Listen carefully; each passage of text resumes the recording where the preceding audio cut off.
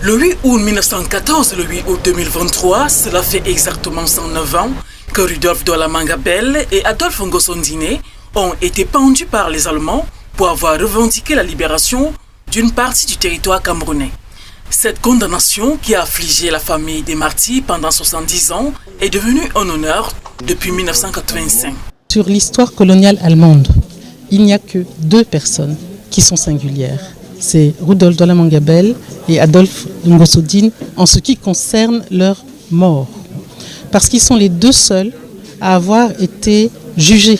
Rudolf Douala Mangabell, vous l'avez bien compris, a certainement la dimension d'un Gandhi, la dimension d'un Nelson Mandela. Nous sommes fiers d'avoir un tel personnage au Cameroun. En ce moment où nous avons des doutes sur notre avenir, Douala Manga peut nous servir de guide. Au fil du temps, cette commémoration prend une autre teinte. Joshua aussi, député à l'Assemblée nationale, reconnaît le combat mené par ces martyrs. Il est important de reconnaître que sans eux, nous ne serons pas debout ici aujourd'hui, du moins nous serons peut-être encore dans une colonie, en s'inspirant du combat qui était le leur, de comprendre que l'affranchissement total du peuple camerounais n'est pas encore atteint.